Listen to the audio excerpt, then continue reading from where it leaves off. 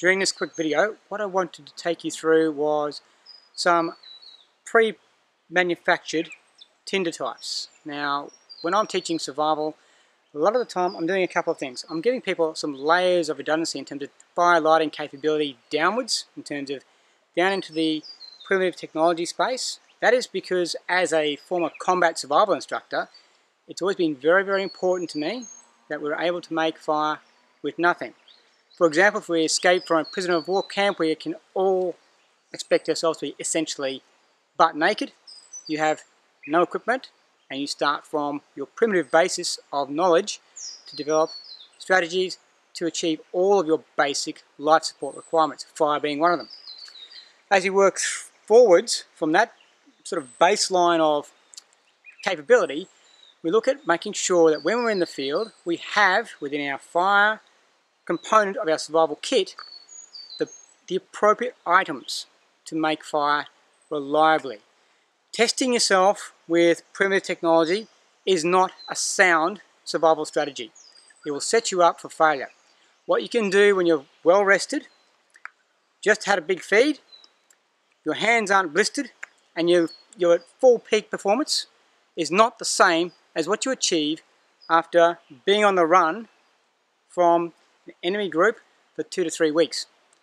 There is no way I can explain it to you any more efficiently as to why and what rationale is applied to the way I teach survival fire lighting in particular. So wherever possible, we end up with the basics of things being a ferro rod, fire steel, mesh metal rod, whatever you want to call it. Having some of these pre-positioned in our equipment and on our body is tantamount to making sure we've got a reliable method for lighting fire in survival situations. Finding Tinder is one of those things that we can fairly reliably count on the environment we're in to provide us with. But let's look forward to what else is available in the marketplace. Now, a good friend of mine, Dennis at Survival Supplies Australia, has kindly forwarded to me these samples. These are made by an American manufacturer. This is called the Fat Rope Stick, and this is another variation of the same product by the same people, Fat Rope, and as you can see, it's literally a waterproof rope. Now, if we have a look inside, you'll see that it is essentially rope fibre. Ignore the cotton wool, that's what I add into everything.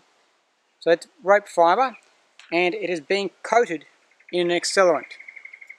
So we'll have a quick look at how effective this is and how that might be able to complement your fire lighting capability. Remember, you need to have multiple strategies to light fire reliably. So let's have a look at that now, and then we'll discuss that in terms of what this might potentially be able to give to you.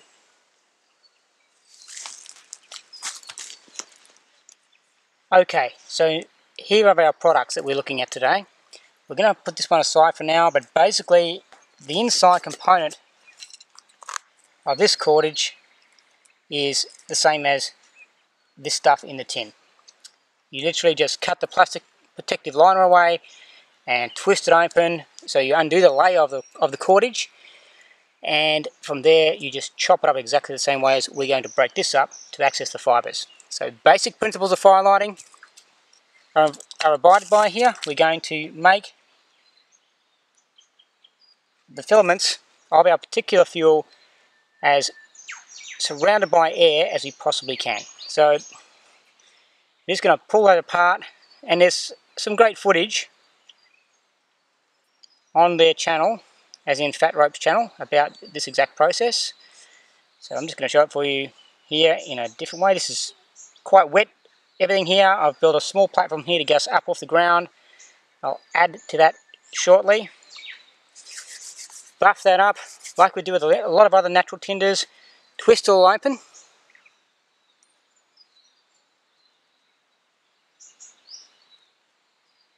Get as much of that fibre material exposed to air as you can. It is coated throughout in an accelerant.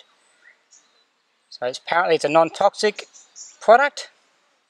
So if you're used to working with things like petroleum jelly, that's probably a bonus. You need a reasonable quantity, like all tinder, to give you enough heat momentum to dry your next layer of moist kindling or tinder out. Alright, so that's what we end up with.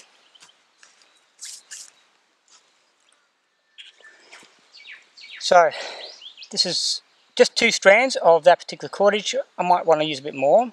However, we'll see what happens with this level of material, this quantity of material. So I'm going to use a high grade fire steel. This is one pumped out by Dave Canterbury and his Pathfinder product range. That's great. I've used lower grade ferro rods with this material and it does work. It just takes a lot more of your ferro rod to actually kindle it into action. So just be aware of that. This is about the only thing I've noticed with this particular product. Everything else is all prepared, so I've got some more material, kindling and everything ready to go as you would with any other fire lighting methodology. Now I always light fire from the ground up.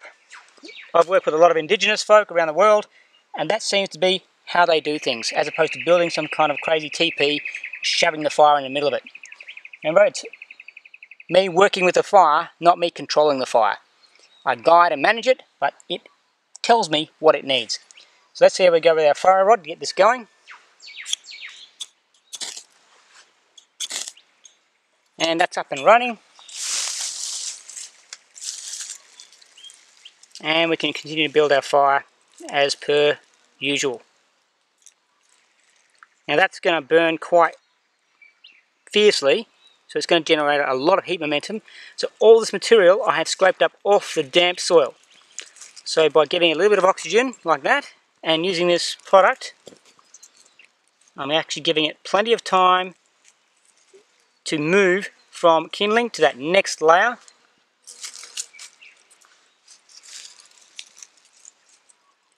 And have the heat momentum drive the moisture in my material out.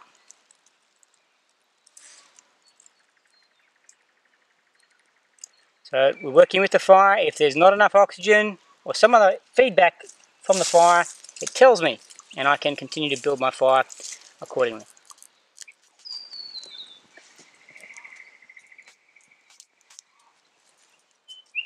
So there you go.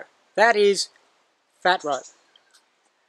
Look, if you are not a confident firelighter or you just want to make sure you've got the edge, seriously give some consideration to adding things like that product to your survival equipment list. Don't ever have a hinge approach to it, i.e. you have to have this to get the fire lit. That's not a sound strategy for survival. Make sure you've got depth of understanding of numerous ways to light fire and to achieve all your other basic life support requirements. Otherwise you will set yourself up for failure. Make sure you utilize stuff like this the way it's designed to be used. That is to enhance your ability to light fire when conditions are wet. And we broke all the rules today. We picked up damp material, leaf litter, straight off the ground. We didn't take anything from any dry source, up in trees, around the base of trees, anything. We just grabbed it straight off the wet ground. And this was still had enough heat momentum to generate sufficient moisture driving out potential to get that stuff to kindle. And the fire burned just great. So the proof is in the pudding.